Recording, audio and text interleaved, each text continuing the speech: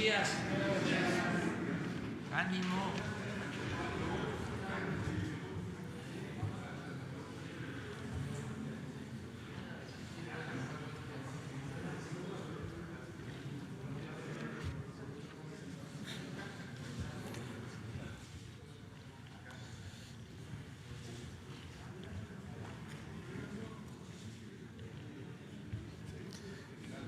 Iniciamos esta conferencia enviando una felicitación afectuosa, cariñosa a todas las enfermeras de nuestro país, porque hoy se conmemora el Día Internacional de la Enfermera.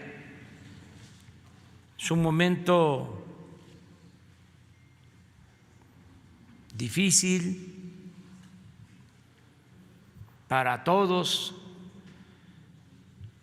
por esta pandemia que nos afecta, y son las enfermeras, como les hemos llamado, nuestras heroínas, con los médicos, nuestros héroes, los que están en los hospitales salvando vidas. Por eso nuestro reconocimiento, un homenaje a todas las enfermeras, los enfermeros de México. Este día también vamos a dar a conocer un acuerdo, un convenio que celebra el gobierno con la Fundación Teletón para que se utilicen sus centros de rehabilitación. Es una muestra de solidaridad de esta fundación que encabeza Fernando Landeros, que está aquí con nosotros. Se va a explicar en qué consiste este acuerdo.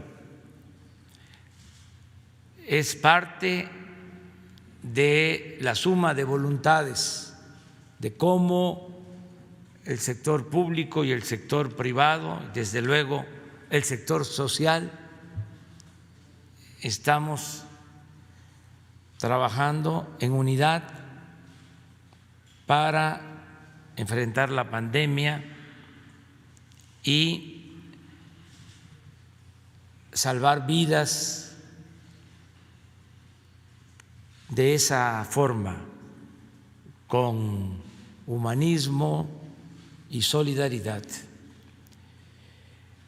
Vamos a iniciar la información. Hoy es martes, que se destina a la salud pública. Por lo mismo comenzamos con el doctor Jorge Alcocer, secretario de Salud. Él inicia. Muchas gracias, señor presidente. Muy buenos días. Pues qué mejor hoy, 200 años de vida de haber nacido de Florence Nightingale, que es el símbolo de la enfermería, pero más que el símbolo se convirtió en ese figurativo de una lámpara, un faro y una luz en los hospitales. Sin ellas un hospital se mantiene oscuro y no trabaja como debe ser. Esto no es retórica, es la realidad, y por eso muchos llegamos y preguntamos por la jefa. La jefa nos dice qué, la jefa nos dice cómo van las cosas, y hoy qué mejor para recordar en este pulso de la salud a esta gran mujer que además, curiosamente, revisando algunos de sus datos de vida, le gustaba la epidemiología, era buena en epidemiología, le entendía la estadística, era buena en los números, y así hay muchas enfermeras en nuestro país que tienen esa noble profesión y ese noble acompañamiento con el ser humano. Eso es lo que puedo señalar como marco general de este pulso de la salud de hoy, y que nos va a permitir, desde luego, además de la valiosa aportación del doctor Hugo López-Gatell en el informe médico técnico de cómo va la epidemia, tanto nacional, a nivel nacional como internacional, pues vamos a tener un alto en el camino, el que hemos señalado, el ayer o el antes y el hoy. Y esto está en relación con la estructura, con la formación de recursos, con la obtención de insumos desde el 1 de enero, cómo ha cambiado al día de hoy.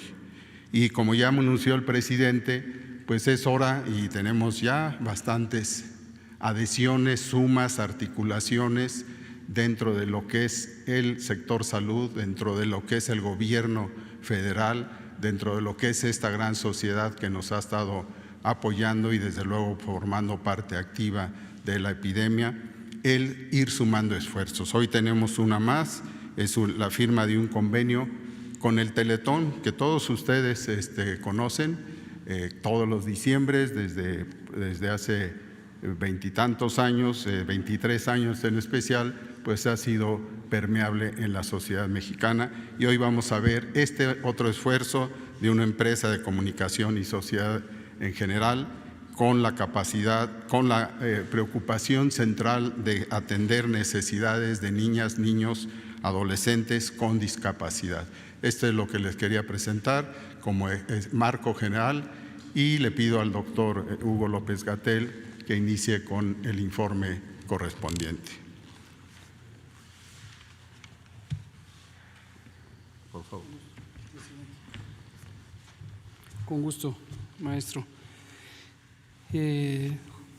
Jefa de Gobierno, gobernadores, secretaria, secretario, canciller, estimado Fernando Landeros. Voy a ser breve, me centraré en los aspectos básicos del informe técnico. Este es el que presentamos todas las tardes y de hecho el que presentaré es el corte más reciente, que es el de ayer por la tarde. Si me pasan la primera, en el panorama internacional tenemos que, primero tenemos ya 50 días de la Jornada Nacional de Sana Distancia, nos restan 3 semanas para completarla. La siguiente.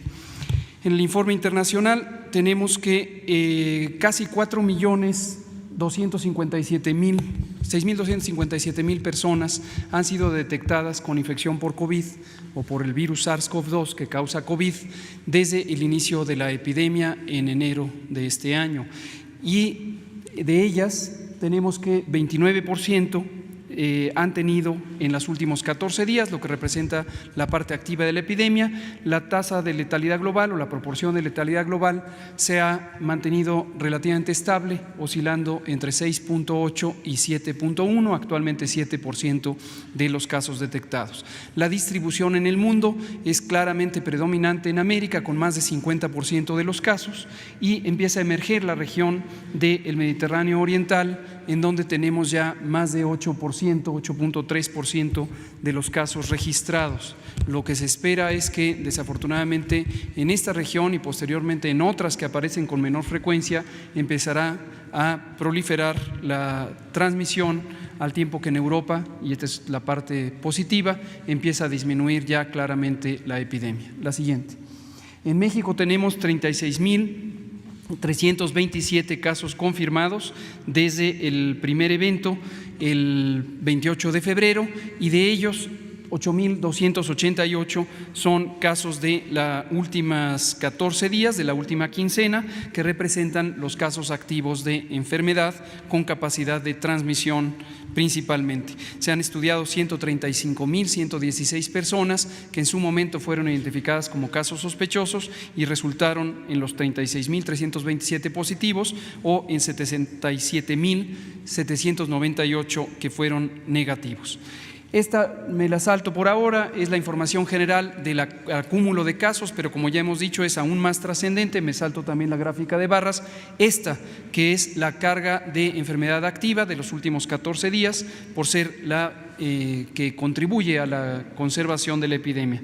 Se ve en el mapa y también en la gráfica de columnas a continuación cómo la Ciudad de México y el Estado de México, específicamente la zona conurbada en el Valle de México, son las lugares donde existe prácticamente una mitad de la epidemia. Le siguen Tabasco, Veracruz, Baja California y Morelos en orden de frecuencia. Si lo vemos por incidencia para poder comparar poblaciones que tienen tamaños diferentes, encontramos que 6.5 de cada 100,000 personas en México han tenido en los últimos 14 días COVID, y en la gráfica de barras o de columnas podemos ver algunas señales interesantes y estimulantes, como el hecho de que la incidencia en la Ciudad de México empieza a descender en las últimas 48 horas.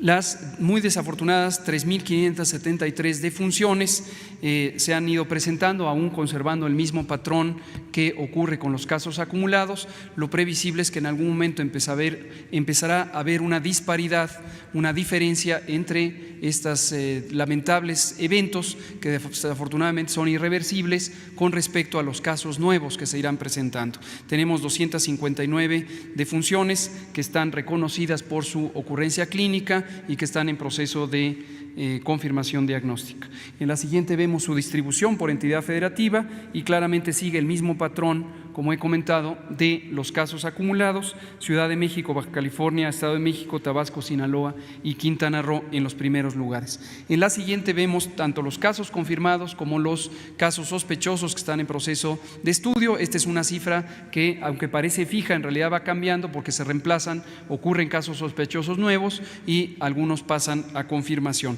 Finalmente, lo que vemos es que todavía tiene una señal muy estable de crecimiento exponencial que corresponde con el curso de una epidemia aún muy activa.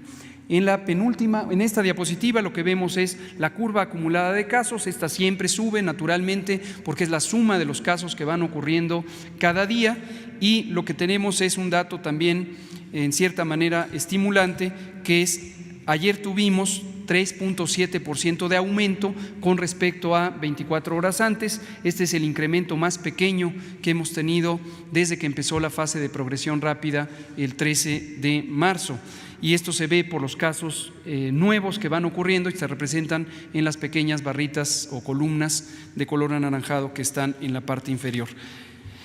La ocupación hospitalaria, finalmente, tenemos que de los hospitales que han sido designados para la atención de infección respiratoria aguda grave, independientemente de que ésta sea primariamente identificada como COVID o personas que llegan con otras enfermedades, pero que también requieren hospitalización o eventualmente apoyo mecánico ventilatorio, tenemos 34% de la ocupación a nivel nacional. Y lo podemos ver en las dos gráficas de columnas, en esta donde se representa la hospitalización general, es decir, son camas generales, no se necesita un tratamiento especializado más allá de los cuidados generales apropiados y en muchos casos suplementación de oxígeno, pero sin intubación.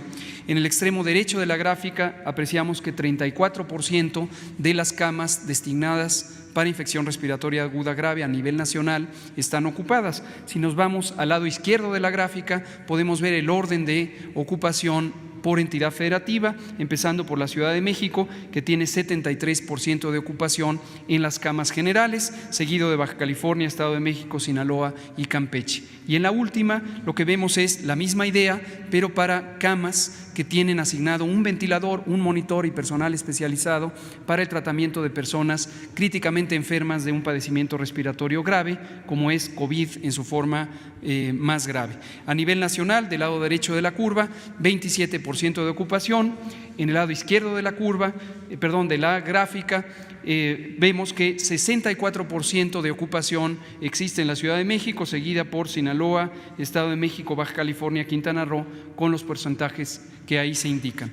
Resumen general, seguimos diciendo lo que hemos comentado, estamos en una etapa importantísima de la epidemia, donde estamos en el punto máximo de transmisión en las ciudades que iniciaron con la epidemia, particularmente la Ciudad de México. Tenemos noticias alentadoras que hemos comentado, donde Tijuana, Villahermosa y Cancún, y en cierta manera aún ya se empieza a ver en Culiacán, Sinaloa, empiezan a bajar la intensidad de transmisión. Pero reiteramos, esto no quiere decir que sea momento oportuno para relajar las medidas de sana distancia. Aún nos quedan 3 semanas de la jornada nacional y cuanto más orden, disciplina y constancia en quédate en casa, vamos a lograr reducir la carga de contagios, y eso va a ser benéfico cuando venga el momento de la reapertura, del desconfinamiento. Muchas gracias, presidente. Muchas gracias, Hugo.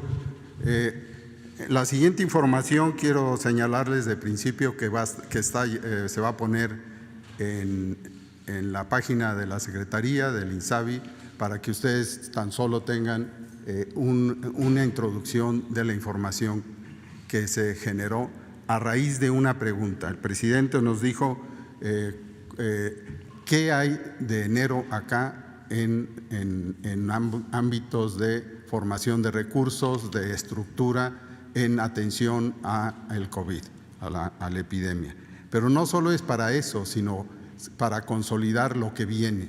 En el siguiente camino que tenemos todavía difícil, desde luego en atención de toda la población, ya tenemos algo que se va a quedar continuo, porque la epidemia no nos va a dejar rápidamente, nos va a dejar en lo urgente, pero vamos a tener que regresar a algunas acciones, algunas actividades que son parte de la acción necesaria para la sociedad, para esa población que tanto nos ha apoyado, y desde luego para todo el personal médico. Pero esta pregunta nos pareció no un reto, sí lo fue en parte, pero es una necesidad, y les voy a presentar los datos más relevantes. Sí, ¿me puede dar el micrófono para que pase para acá?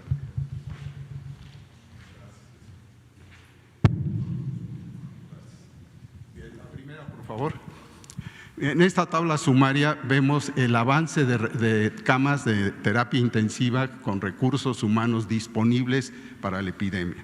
Y lo ponemos así porque podemos tener una cama con un ventilador, pero si no tenemos el equipo que lo maneja, pues es realmente no adecuado. Tenemos desde luego la necesidad de tener en cada cama con terapia intensiva un jefe médico, alguien que conduzca esto, y esta es una estructura piramidal con un jefe y 5 especialistas en urgencias, en neumología, en la misma terapia intensiva, medicina interna, capacitados para la atención de pacientes en situación de emergencia, y que desde luego llevan como pieza central el contar con el equipo de respiración.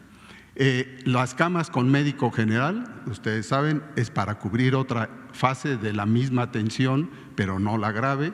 Las camas con enfermera especialista son las de mayor demanda y de mayor necesidad, y desde luego también fueron atendidos, y las camas con enfermera general. Aquí el marco general es recordarles que tenemos un déficit, y esto lo teníamos desde el año pasado ya en estudio, en preparación, y había ya recursos para subsanar este déficit de 200,000 profesionales de la salud. Esto desde luego tomando en cuenta solo médicos generales y especialistas, y 300,000, alrededor de 300,000 enfermeras, que así fue como recibimos en un censo muy minucioso durante el año pasado. ¿Qué hemos hecho? ¿Qué avances tenemos? Y aquí está en la columna por izquierda por las instituciones, incluyendo las que ya conocen, con un total grande de 12,715 como meta. Como camas con jefe médico especialista tenemos 8,613, camas con médico general 9,256, y con enfermeras, como pueden ver, cerca de 7,500 y 8,600 camas con enfermera. Esto, desde luego, es lo que se tenía de inicio, 3,552 el 1 de enero de 2020 y progresivamente al 5 de mayo hemos pasado de 3.552 a 8.113. La siguiente, por favor. El tablero sectorial que aquí les ponemos de control de recursos está aquí ya ampliado, desde luego, en lo que les señalamos para que tengan el total final de 44.247 con otros personales de la salud. La siguiente, por favor. Y la capacitación médica, que es fundamental ante esta falta de especialistas, sea muy meritoriamente y sorprendentemente, al menos para mí, se ha logrado. Médicos generales, y eso nos acerca a lo que en otros países, y lo puntualizo, la base de la atención médica y sanitaria en general y preventiva de Inglaterra es con la mitad de sus médicos siendo médicos generales de muy buena preparación y la otra mitad es con especialistas. Esto se cambia en otros países, pero aquí tenemos que estos médicos en general han sido capacitados 36.611 de una capacitación, por ejemplo, aquí está presente en hospitales como Tijuana, Mexicali, y en la tabla lo pueden ustedes constatar, las 36.671 total por estados, tanto en medicina como enfermería, que son los avances que se han tenido. La siguiente, por favor. Estos son los médicos del bienestar capacitados y cada vez mayormente contratados. La siguiente, por favor. Ahora, en cuanto a la infraestructura, lo podemos exponer también considerando el total de obras abandonadas que se recogieron, que se tenían en el censo antes de que llegara la epidemia, 327, donde mayoritariamente son centros de salud 217, hospitales 110 y por año terminadas en 54 fueron 200, en 2019, perdón, 54, en proceso 56 y suspendidas porque no estaban adecuadamente sustentadas en lugares, en espacios y en necesidades, 107. Los hospitales también tuvieron, en el 2019 logramos que se terminaran, se pusieran en función 18, en proceso seguían 50 y suspendidas 42. La siguiente, por favor. El plan de infraestructura de los 32 hospitales ha permitido, y con la atención muy importante de Sedena y de nuestra Secretaría de Marina, dar vida y de terminar ya enfocado en el 2020 a camas de terapia intensiva, como ustedes pueden ver en el ejemplo de abajo, 10 hospitales concluidos en estos meses, como están aquí en Coahuila, Guerrero, Hidalgo, etcétera, con camas de terapia intensiva 215 y de hospitalización 150, y esto cubre 16 entidades. La siguiente, por favor. La reconversión de hospitales para COVID-19 también han tenido una infraestructura terminada en este año de 32 hospitales, con un rescate hospitalario en promedio de una por mes, y aquí tienen el listado de 410 de los 770 en total de camas de terapia intensiva y 330 de las 570 camas de hospitalización. Este es el antes, el de enero, y el después a este mes. La siguiente, por favor. ¿Se acabó? Bueno, si hay alguna pregunta. Este es el general, la presentación breve que les exponemos, pero que desde luego la pueden consultar y la podemos platicar después. Muchas gracias.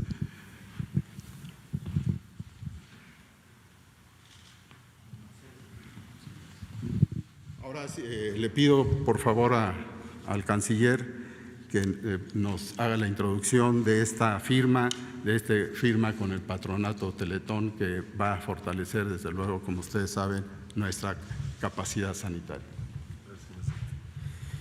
Con su permiso, señor presidente. Saludar la presencia de la jefa de gobierno de la Ciudad de México, Claudia Sheinbaum, bienvenida, del señor gobernador del Estado de México, licenciado Del Mazo, bienvenido. Desde luego saludo a mis colegas, señores secretarios, funcionarios, y muy señaladamente al patronato Teletón, que el día de hoy nos acompaña. En un momento más vamos a escuchar a Fernando Landeros, presidente del patronato Teletón y director general de la Fundación. También nos acompañan Mauricio Vázquez, que es Francisco Aguilera y Rosana Corona del patronato. Muy bienvenidos, bienvenida. El día de hoy, ¿por qué nos acompaña la Fundación Teletón? Bueno, llevamos ya varias semanas con un esfuerzo notable de coincidencia, de convergencia de la sociedad, del sector privado y las instituciones públicas para aumentar la capacidad instalada hospitalaria. Primero se firmó un convenio, como ustedes recordarán, con la Asociación de Hospitales Privados y el Consorcio de Hospitales Privados. A la fecha ya son más de 2.600 pacientes que han atendido en apoyo a las instituciones públicas. Después se anunció otra iniciativa que se llama Juntos por la Salud, que debo decir que ya empezó a distribuir en los hospitales del Valle de México y pronto en esta semana de toda la República los kits de equipos de protección para enfermeras, para médicos. Hoy en el Día de la Enfermera felicitamos a todas, pero estas acciones son para su protección, para que quienes están atendiendo el COVID tengan el respaldo de la sociedad traducida, expresada en donaciones y en equipo. Y el día de hoy damos otro paso muy relevante, porque ¿quién en México no conoce el trabajo que ha hecho la Fundación Teletón y muy señaladamente Fernando Landeros y su equipo? Es un trabajo extraordinario, reconocido en todo el mundo. Yo tuve el privilegio, el honor de poder trabajar junto con él cuando estuve aquí en la Jefatura de Gobierno de la ciudad para construir uno en Iztapalapa. Bueno, el asunto es que Fernando y su equipo se han acercado a los gobiernos de los estados, al gobierno federal, para el día de hoy suscribir un convenio que permita utilizar las instalaciones de primer nivel que tienen en toda la República Mexicana, 23 de ellas, se puedan reconvertir para atender de conformidad con las prioridades que marque cada gobierno estatal, la jefa de gobierno en el caso de la Ciudad de México, el Instituto Mexicano del Seguro Social, cuyo director ha sido un promotor de primer orden para la firma de este convenio. Gracias, Zoe, por tu apoyo. El director del Instituto de Seguridad Social al servicio de los trabajadores, al servicio del Estado, el ISSSTE, el INSABI y, por supuesto, el señor secretario de Salud, que ha promovido este convenio. Entonces, con la firma del día de hoy, 23 centros que tienen la infraestructura, el equipo, el personal para atender personas con diferentes discapacidades, especialmente menores de edad, van a también contribuir para atender esta contingencia, la pandemia COVID-19. Ya explicará ahora Fernando, le cedo el uso de la palabra, para que nos diga el gran esfuerzo que va a hacer Teletón. Ya está haciendo, pero va a ser a partir de ahora en toda la República Mexicana. Muchas gracias por su trabajo, gracias a los miembros del patronato, muchas gracias Teletón.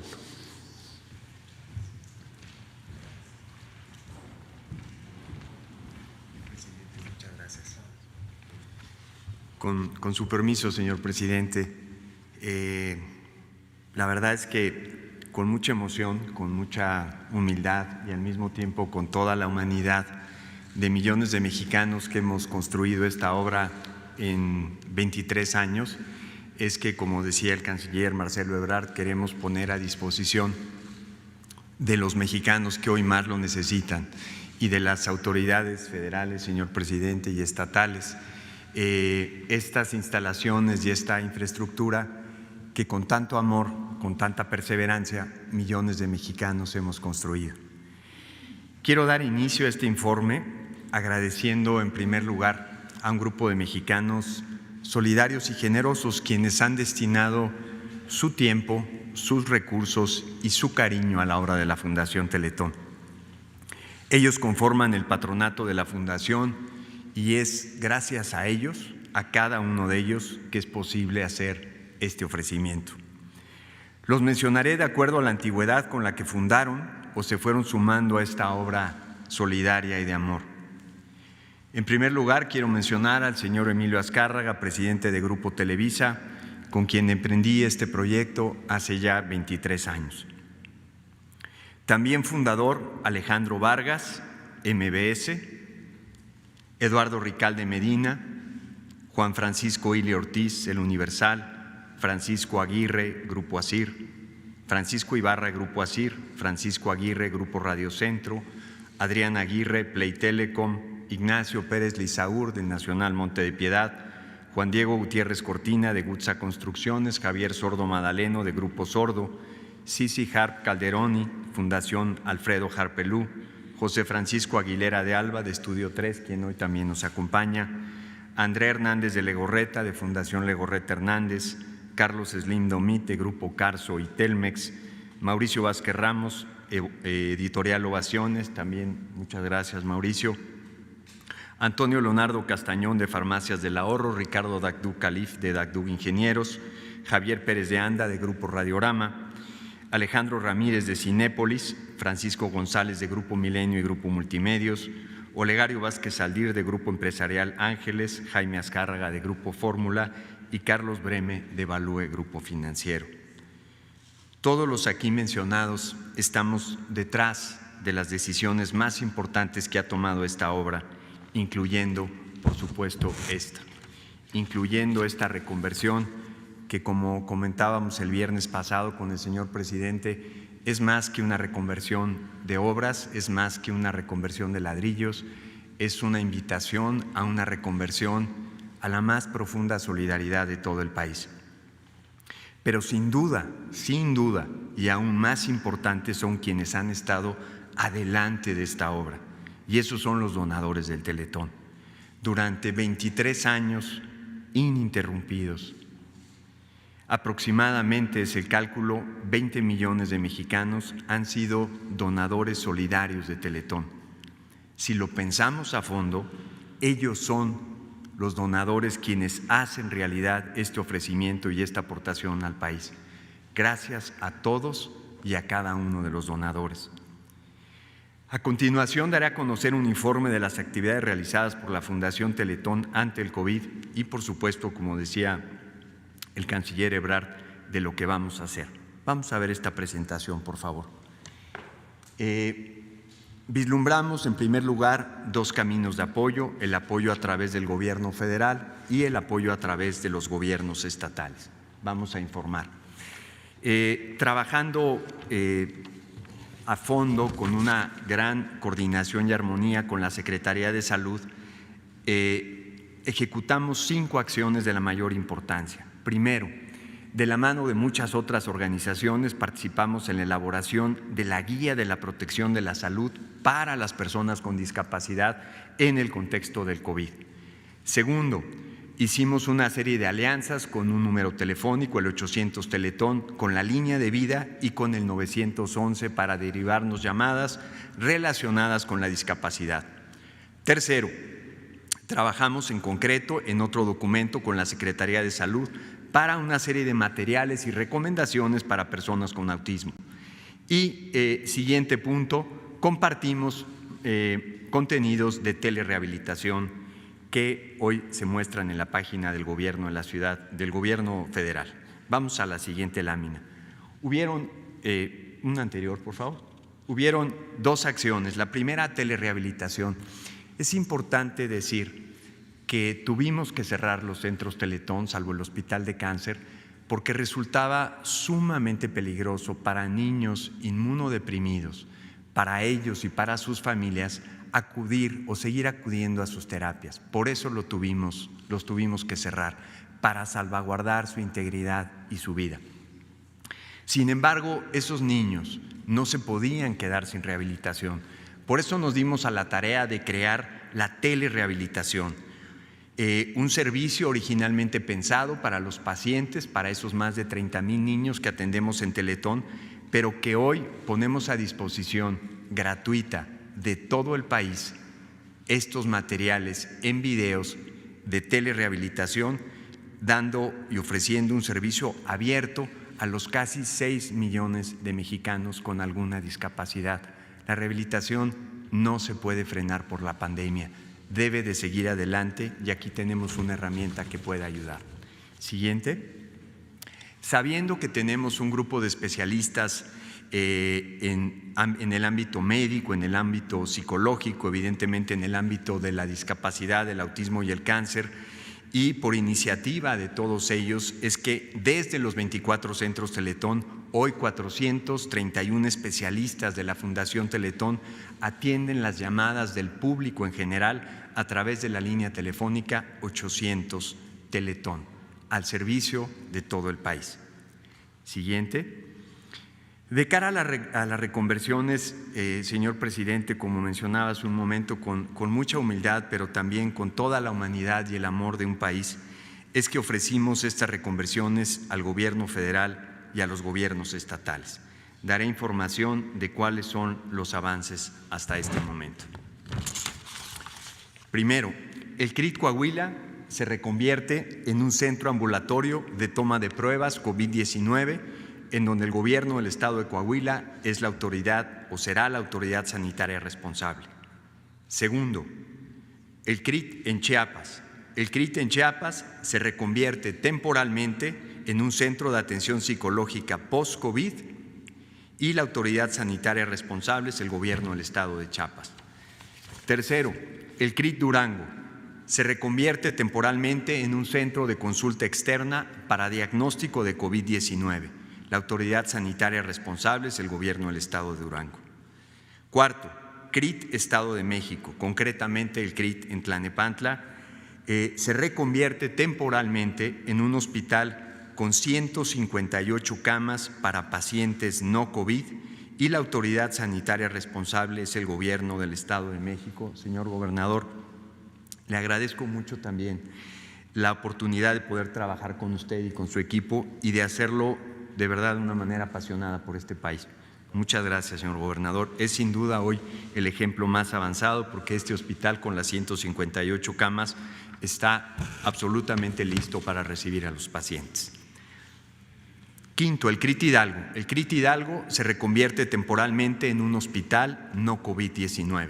La autoridad sanitaria es el gobierno del estado de Hidalgo. Sexto, el CRIT Occidente, ubicado en Guadalajara, Jalisco, se reconvierte en un hospital COVID-19 de atención respiratoria. Tanto el INER como la Fundación Teletón somos los formadores de los rehabilitadores en enfermedades pulmonares. Aquí somos nosotros mismos quienes seremos la autoridad sanitaria responsable. Séptimo, el CRIT Michoacán se reconvierte temporalmente en un centro de consulta externa ambulatoria para pacientes no COVID, utilizando aproximadamente el 40% de la infraestructura y el gobierno del estado de Michoacán es la autoridad sanitaria responsable. Octavo, el CRIT Sonora se reconvierte temporalmente en un centro operativo de vigilancia epidemiológica y es el gobierno del estado de Sonora la autoridad sanitaria responsable.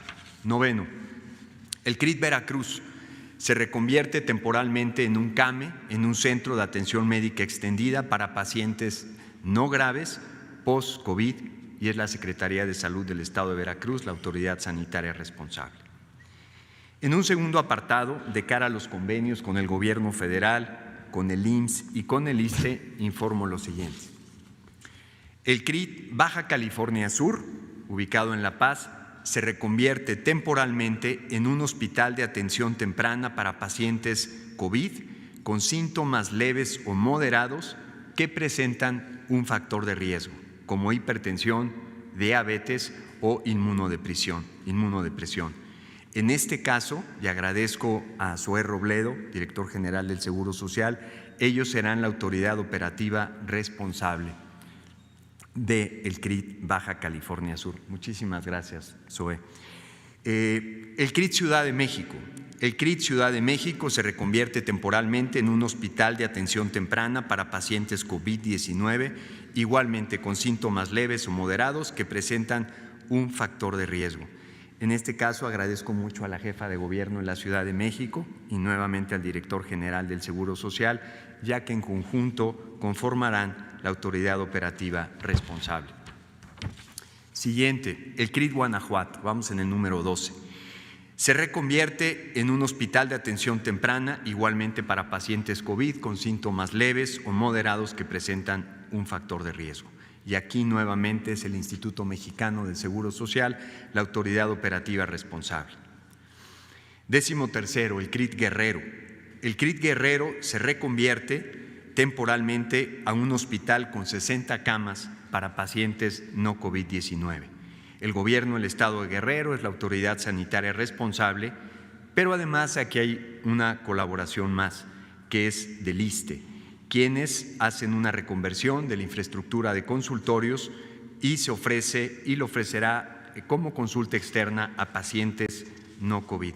Agradezco también aquí a su director, Luis Antonio Ramírez, por el apoyo y la colaboración.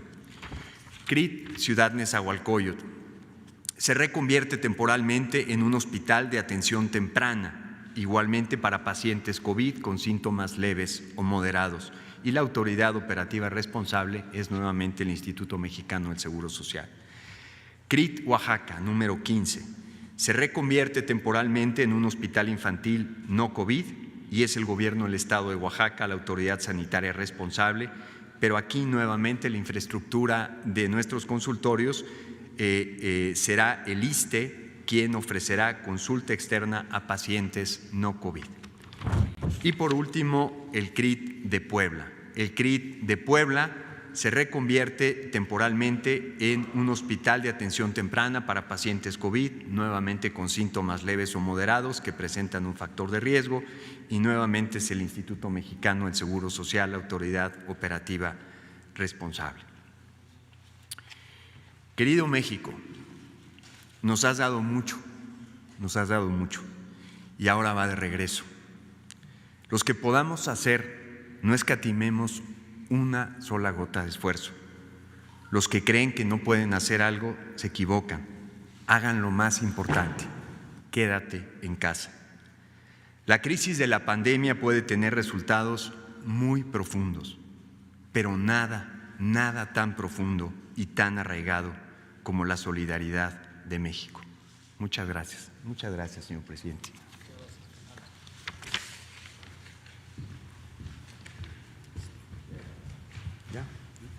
Pues pasamos a la firma del convenio.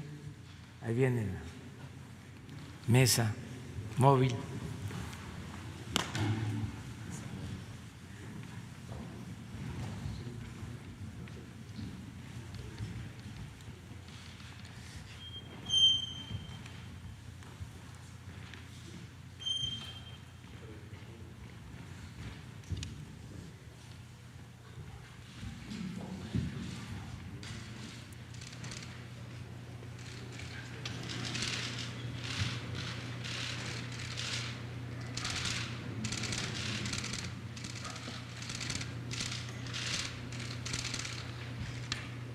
Que sean testigos Alfredo y Claudia.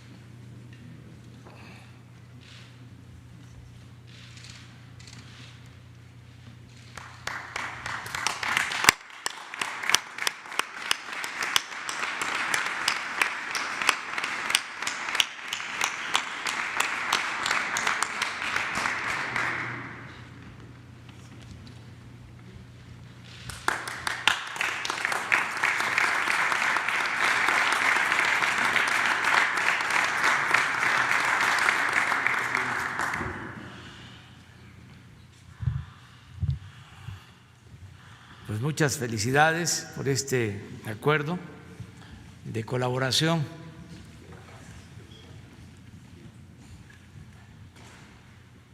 Quiero aprovechar para agradecer a todos los servidores públicos del sector salud por su trabajo.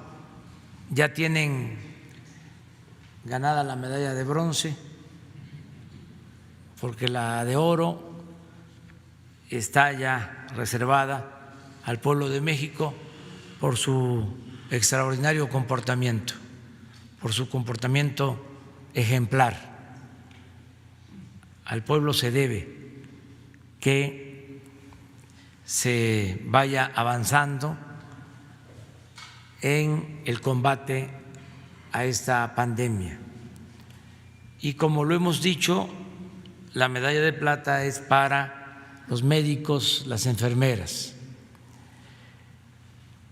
Ha sido muy importante el trabajar de manera coordinada. El secretario de Salud, el doctor Alcocer, el subsecretario Hugo López-Gatell, un grupo de técnicos, especialistas, científicos de lo mejor del país que nos ha asesorado en todo este proceso. Ha sido muy importante la participación del Seguro Social, del ISSSTE. Nos ayuda mucho la nueva institución, el INSABI, que se creó antes del COVID, pero que ha sido fundamental para reforzar todas las medidas sanitarias, aumentar el número de camas, contratar especialistas, doctores, enfermeras. Miren el dato de enero a la fecha, más de 40,000 enfermeras y médicos se han contratado en todas las instituciones del sector salud, más de 40,000. Todo esto también ha sido reforzado por la Secretaría de la Defensa con el plan DN3. Muchos hospitales que habían quedado inconclusos los están terminando los ingenieros militares, los están equipando, personal del ejército, médicos, militares, están haciéndose cargo de estos hospitales. Se está haciendo como nunca, en muy poco tiempo. Siempre vamos a agradecer el que no nos haya pegado primero la pandemia, que nos dio tiempo para prepararnos y que además por la estrategia que se puso en práctica no hubo una irrupción, no fue algo incontrolable. Se pudo, como se ha estado observando, aplanar la famosa curva, domar la pandemia, y esto nos permitió prepararnos y no fuimos rebasados. Se tienen las camas, tanto de hospitalización general, para hospitalización general, como las camas que se requieren con equipo, con médicos de terapia intensiva. Nos preparamos. Entonces, decía yo, nos reforzaron tanto la Secretaría de Defensa como la Secretaría de Marina, con el Plan Marina. Está aquí también el secretario, el almirante Ojeda, y el general secretario Crescencio Sandoval. Estamos unidos y por si faltara algo, ahora viene el apoyo de la sociedad civil. hay que reconocer lo que hicieron los dueños de los hospitales privados. Apenas les hablamos, decidieron participar. Recuerdo cómo una tarde en una reunión de todo el sector salud llegamos a la conclusión que iba a ser difícil atender la demanda de contagios de personas afectadas si no destinábamos hospitales completos para la atención del COVID-19. Pero ¿qué íbamos a hacer con los otros pacientes, los derechohabientes del seguro, del ISSSTE o la población que no tiene seguridad social, pero que necesita ser atendida por otros padecimientos? Pues entonces fue que se pensó en el convenio con los hospitales privados y de inmediato 3.115 camas para atender a población del Seguro Social, del ISSSTE y a población abierta.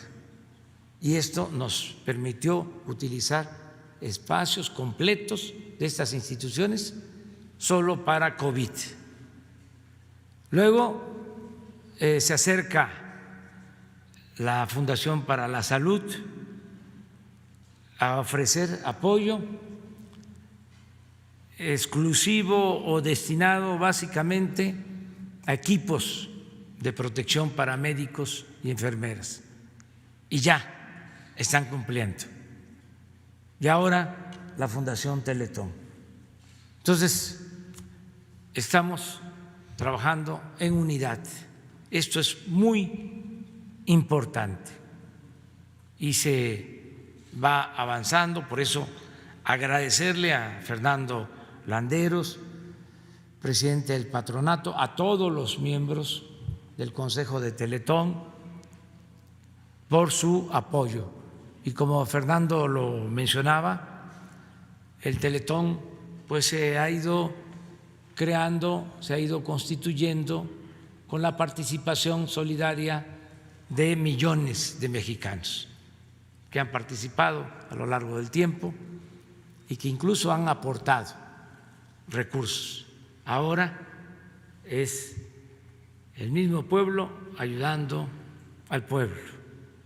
Esa es una muestra más de solidaridad. Nos da mucho gusto por eso estar este día de la enfermera celebrando este convenio. Y vamos a continuar con nuestra conferencia. Si les parece, cerramos y abrimos en lo general o nos quedamos con el tema. Vamos con el tema. Muy buenos días. Juan Hernández del periódico Baste del Grupo Cantón. Esta es una pregunta dirigida a Fernando Landeros, o como se le conoce ahí en los CRITs como Chovy Landeros. ¿Qué les motivó a ustedes precisamente a aportar este esfuerzo de los CRITs? Sobre todo también me gustaría saber cómo han capacitado al personal, cómo han ustedes de alguna manera tomado las riendas precisamente en una situación tan compleja como lo que es el coronavirus, y también de alguna manera también se nos puede comentar en el caso del hito del hospital oncológico, cómo han afrontado esta situación precisamente para que los niños no dejen de recibir sus tratamientos, y también del Centro de Autismo Teletón, el CAT, Aquí, hay casos pues de autismo leve a severo. Ahí cómo están dándole el tratamiento. Y finalmente, hablando de infraestructura, ¿cuántas camas están ustedes aportando precisamente a esto de la atención del COVID? Pues. Y una segunda pregunta, pero sería al subsecretario Gatell, pero terminando el tema. Gracias.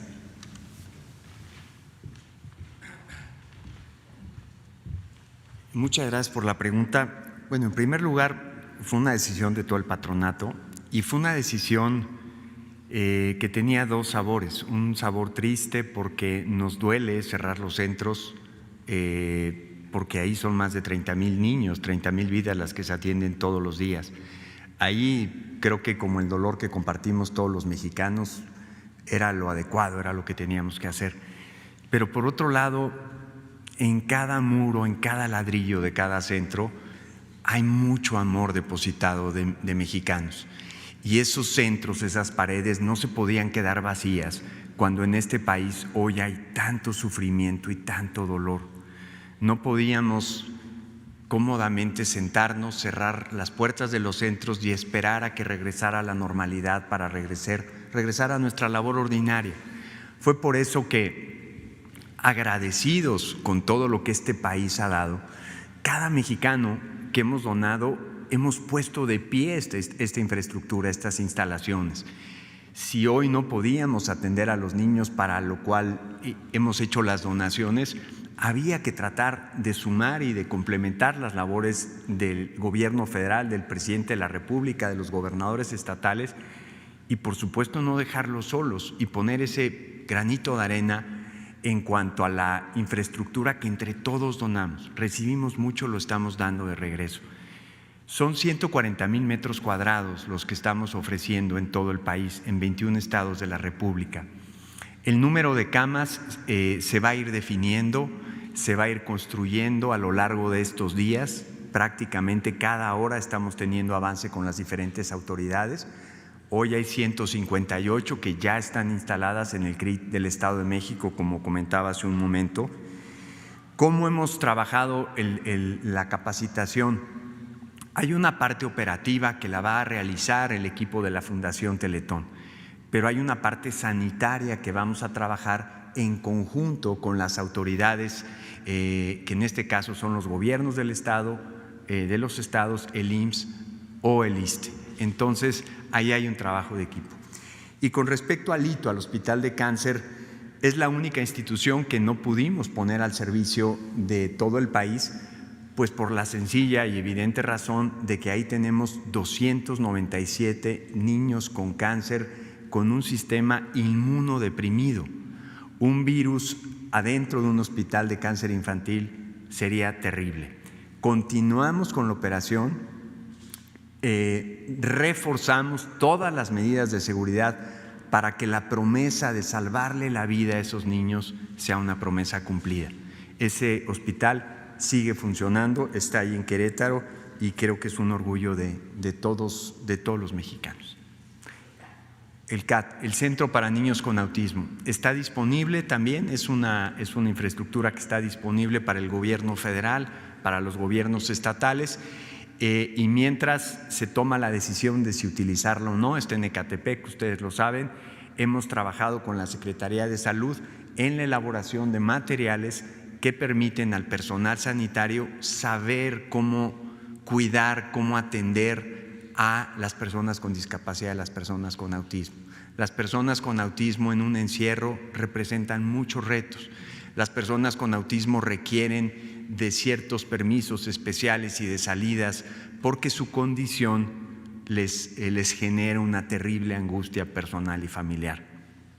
Cuidar, en el caso de los niños con parálisis cerebral, por ejemplo, las secreciones salivales, en esto que estamos cuidando todo de contagio, es parte de esa guía que con muchas otras organizaciones de la sociedad civil hemos trabajado directamente con el doctor Ricardo Cortés de la Dirección de Promoción de la Secretaría de Salud. Gracias. Ya.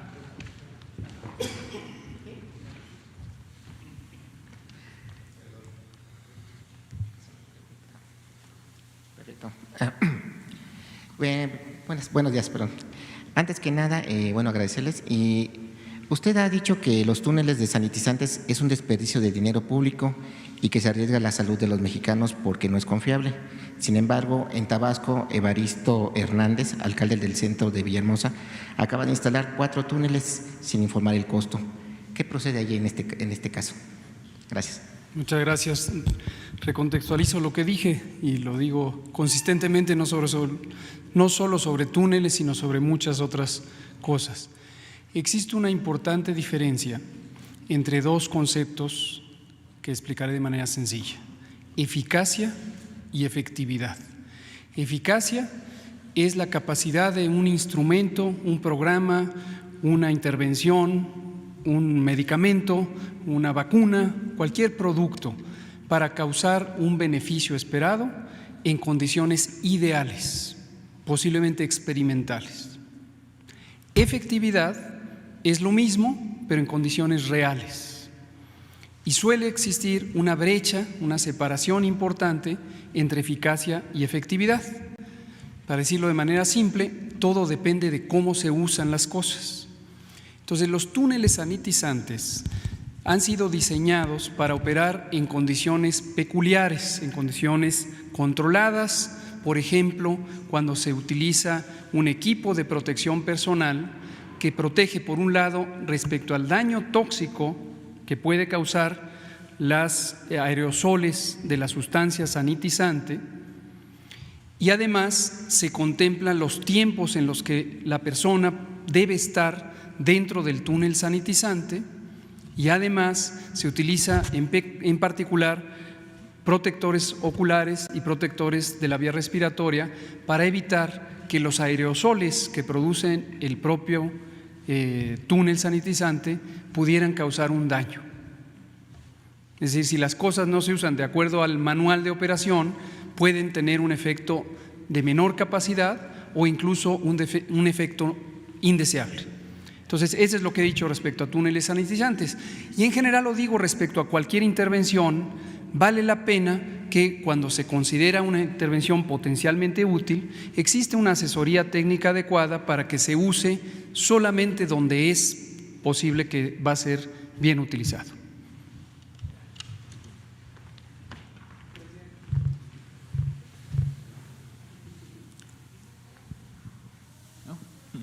Después dos mujeres, Presidente, dos compañeras.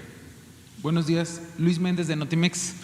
Le haré los planteamientos sobre el tema. Solo entenderé que entonces el tema que le planteé ayer sobre el decreto presidencial lo abordaremos mañana o en una segunda oportunidad. ¿Sí? Ok, bueno. Sobre el tema, estos recursos, ¿cuáles serán los recursos que se destinarán para esta alianza que establecen con los CRIT? ¿Cuánto se va a destinar? ¿Quiénes serán el personal destinado para que se atienda a la población en estos espacios? Si van a ser personal de los nuevos contratados, ¿y cuántos serían los que entrarían en funciones? Una segunda pregunta que me gustaría hacerle sobre este tema del COVID, presidente, es: ya se empieza a hablar del regreso, pero una vez que nos presentó el doctor Alcocer este avance de camas, de ventiladores, de mayor equipo que se ha adquirido, ¿México tendrá la capacidad hospitalaria una vez que se retomen las actividades y en caso de que haya un rebrote de esta pandemia? Ese sería como el panorama. Y preguntarle al secretario de Marina, presidente, si usted me lo permite, ¿cómo van los refugios que se habilitaron para atender a los pacientes de COVID? Y en el caso de la Ciudad de México, ¿qué se está haciendo para los trabajadores del metro? Gracias, presidente. Bueno, pues en cuanto al financiamiento, yo quiero recordarles que cuando se aprobó la creación del INSABI y se decidió garantizar el derecho a la salud, atención médica y medicamentos gratuitos para todos los mexicanos, se incrementó el presupuesto del sector salud en 40,000 millones de pesos antes del COVID. Entonces se presenta la pandemia y teníamos y seguimos teniendo recursos suficientes. Hay fondos para equipar hospitales, para la contratación de médicos, para la compra de equipos. En el caso de estos centros de rehabilitación, lo que se necesite de camas, de equipos, los médicos, pues van a estar a cargo de las instituciones que sean responsables, ya sea el Seguro Social, el ISSSTE, el INSABI, los gobiernos estatales. Lo importante, entre otras cosas, es que la Fundación Teletón entrega estas instalaciones sin propósitos de lucro, es decir, no cobra, pone a disposición del sector salud y de los gobiernos estatales todas las instalaciones. Eso es lo que yo puedo contestar. En el informe del sector salud sobre médicos contratados, el número de camas que tenemos, los equipos, cuántos ventiladores se han adquirido, todo el abasto que ha llegado de equipos para personal médico de China, de Estados Unidos, toda esa información y lo ejercido, lo que me preguntaba ayer la compañera de Veracruz sobre cómo están llegando, cómo se están distribuyendo los equipos médicos, todo se va a dar a conocer hoy en un anexo, porque se hizo la presentación en la mañana en la reunión de seguridad, pero es muy extenso. Por eso hizo un resumen el doctor Alcocer con el compromiso de presentar todo el anexo. Cuántos hospitales se han rehabilitado, cuántos equipos se han adquirido, cuántos se ha ejercido, toda la información se va a poner a disposición de los mexicanos el día de hoy. Luego preguntaste. Sí.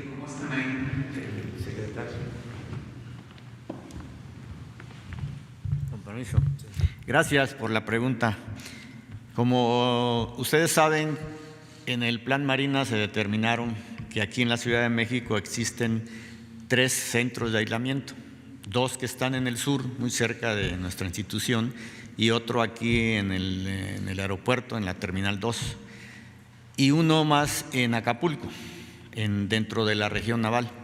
En total, aquí en México están capacitados para atender a más o menos a unos 1.200, 1.250 personas, y en la ciudad de Acapulco a 100.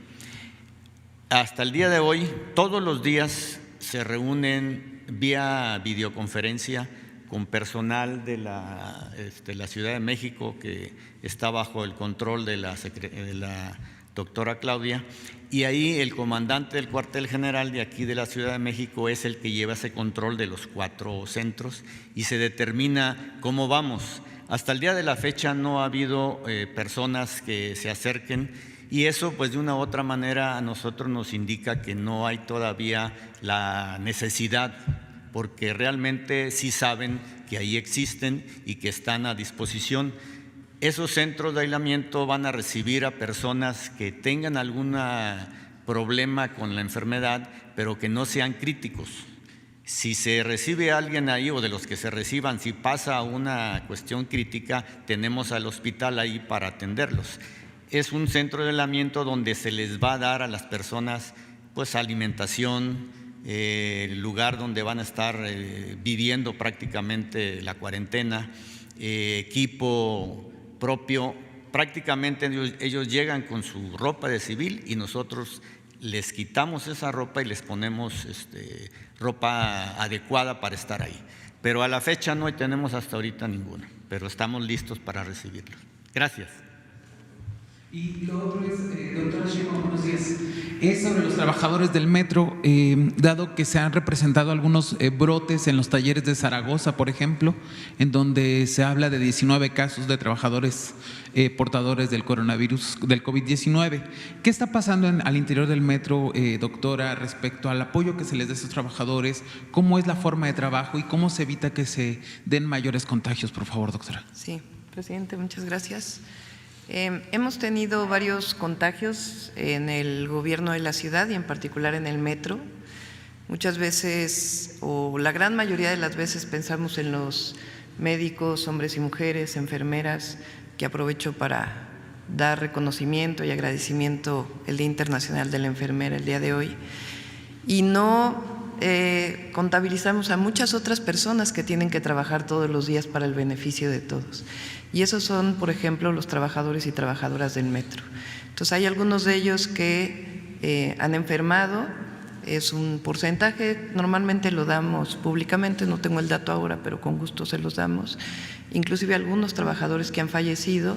Y pues lo que se hace ahí es las medidas de sana distancia, todos los protocolos para cuidarlos y darles todo el apoyo a las familias y a los trabajadores que enferman.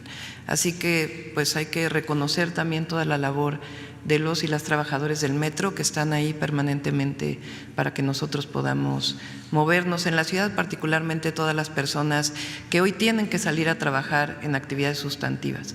El metro ha reducido el número de personas que viajan en él en cerca de 75 a 80%. Normalmente se mueven alrededor de entre 5 y 6 millones de personas y hoy solamente es el 20-25%, pero tienen que estar los trabajadores ahí para apoyar. Así que nuestro reconocimiento y todo el apoyo a los trabajadores del metro. De la plantilla del metro que está laborando en esta pandemia. No tengo en este momento el dato, pero con todo gusto se lo pasamos a Jesús y a los compañeros. Gracias. Le toca a las compañeras, entonces. ¿Sí? Las dos. Gracias. Buenos días, señor presidente. Berenice Telles, de periódico 1+1. Está muy bien la coordinación que se ha realizado de la sociedad civil con el gobierno de México en cuanto al tema de sumarse a estos esfuerzos para combatir el COVID-19. Mi pregunta es, en los pronósticos que se tienen, ayer dio un informe de que era el 70% de ocupación en el caso de la Ciudad de México. Si se pronostica realmente una saturación como para echar mano de toda esta infraestructura que pues se está coordinando el día de hoy. Sí, esta es mi pregunta. Pues mire, hemos contado con suerte, decía yo, porque la suerte también cuenta en todo esto. Es virtud y es fortuna, virtud y suerte. Y comentaba de cómo no nos afectó primero y cómo donde afectó primero la pandemia rebasó las capacidades de hospitalización, tanto de hospitalización general como de terapia intensiva. Esto en países de Europa, incluso en Estados Unidos o en algunas ciudades como Nueva York. Nosotros nos dio tiempo para prepararnos, pero otro elemento bueno es de que no se presenta la pandemia en todo el territorio parejo. sino que está regionalizada, vamos a decirlo. Lo que es el Valle de México, Quintana Roo y en particular Cancún, Tabasco, Sinaloa y es básicamente Culiacán y Baja California, la primera etapa de afectación. Viene una segunda. Todo esto lo vamos midiendo gracias a que son muy buenos, repito, subrayo, reitero, los especialistas, los médicos, los científicos y también los matemáticos que nos están ayudando en las proyecciones. Entonces, esto nos permite ir viendo cómo se va comportando en las distintas regiones la pandemia y así poder actuar. Yo les confieso que hace un mes y medio que estaba en Baja California, en Tijuana, recibí un informe en el sentido de que teníamos que tomar decisiones con urgencia porque podíamos ser rebasados. Y a partir de ahí se le empezó a llamar a la gente. No emitimos un decreto autoritario, no se prohibió la salida de la gente de sus casas, no se decretaron toques de queda, nada. Se empezó a hablar con la gente y todos a cuidarnos y por eso estos resultados. En el caso del Valle de México se pensó en una primera proyección que se podían necesitar, si mal no recuerdo, 10,000 camas de hospitalización general, 10,000. Lo cierto es que ya hay una ocupación de cerca de 6,000 en la actualidad, pero la proyección son 10,000. Por tu pregunta de por qué nos estamos preparando, porque esa fue la proyección de los especialistas. Y en el caso de terapia intensiva, lo mismo, se hizo una proyección. Ahí hasta ayer la ocupación es del 75% de las camas, es decir, tenemos una disponibilidad aquí en el Valle de México del 25% de las camas para terapia intensiva. Entonces, estamos, de acuerdo a las proyecciones, en la meseta, en lo alto de la pandemia, en el caso del Estado de México. Si resultan las proyecciones, ya pronto va a comenzar el descenso, pero no podemos confiarnos. Ahora sí, como se dice coloquialmente, vale más que sobre y no que falte. Entonces, por eso nos seguimos preparando. Ahora, el hecho de que se haya regionalizado la pandemia nos permite concentrar recursos, tanto personal médico como se está haciendo. Están viniendo médicos de otros estados a capacitarse a la Ciudad de México con doble propósito. Ayudan porque aquí se necesita más que en otras regiones del país, y se forman para regresar a sus estados. Entonces, se está concentrando el apoyo donde más se necesita, con el propósito, ya hay hasta proyecciones en ese sentido, de que cuando, por ejemplo, aquí vaya en descenso la pandemia, los equipos médicos, ventiladores, todo lo que se requiera, pueda ir a ayudar a otras regiones del país, a todos los estados del país. Entonces ya estamos más tranquilos, porque sí pasamos momentos difíciles, porque no había la infraestructura hospitalaria básica, necesaria para enfrentar esta pandemia. Entonces, ahora ya podemos decir que hay reservas y, sin embargo, nos tenemos que seguir preparando.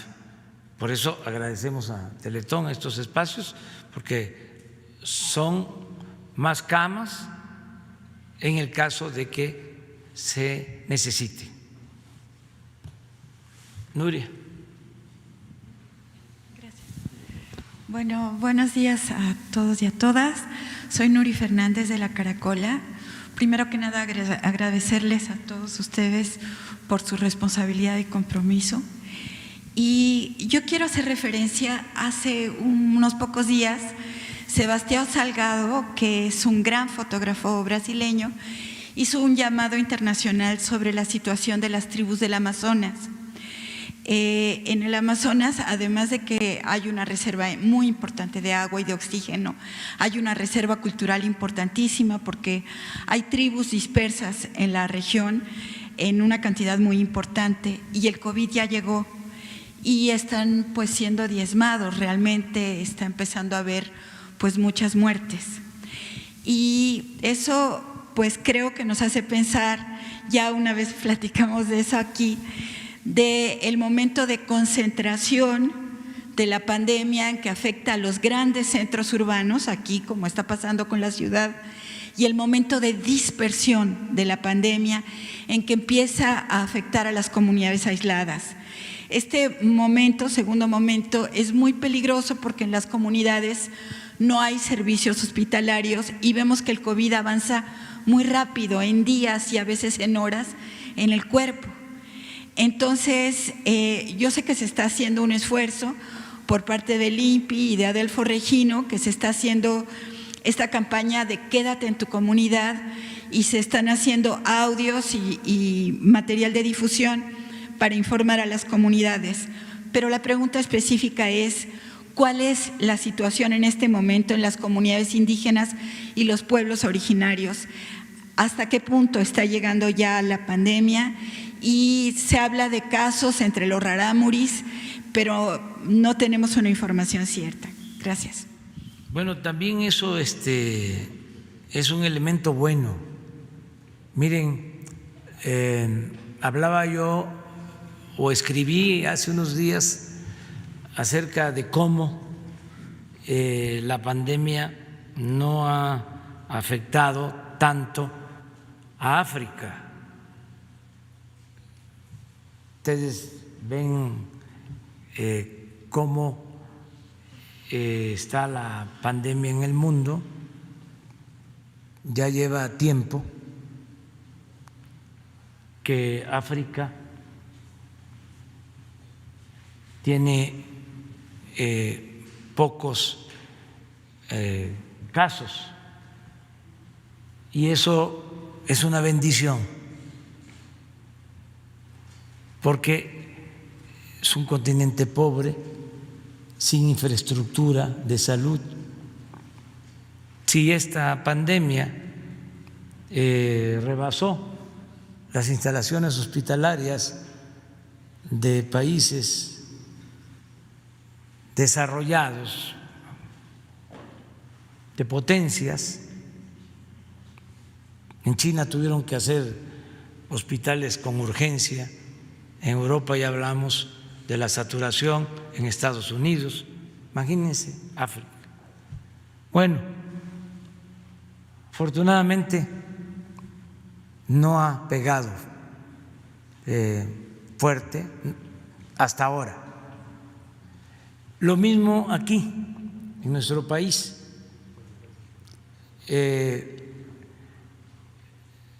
Hay de los 2.500 municipios, hay alrededor de 1.000 con casos, como 1.000 o 1.100 aproximadamente, que no tienen casos, pero son vecinos de los que sí tienen ya casos. Y hay como 400 completamente limpios, 300, 400 limpios, que ni los vecinos tienen casos. Y esto coincide con las comunidades indígenas. Por ejemplo, de esos 300, 400, la mayoría son municipios de Oaxaca. Les puedo decir que toda la Sierra Norte, la Sierra Juárez, está prácticamente limpia de contagios. Muy pocos municipios de Oaxaca. Y así en otras regiones. Mañana, qué bien que me hacen esta pregunta, ¿cómo estamos viendo? Porque la pandemia, en efecto, es ofensiva, pero nosotros también estamos muy pendientes, estamos de guardia para actuar pronto. Mañana vamos a dar a conocer ya el plan de el regreso a la nueva normalidad. Mañana. Y se va a exponer esto que estoy mencionando, de cuántos municipios están sin contagio, cuáles son los que están más afectados, y a partir de eso se va a hacer una propuesta para el regreso, subrayo, a la nueva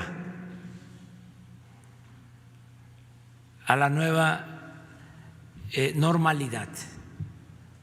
Nueva normalidad.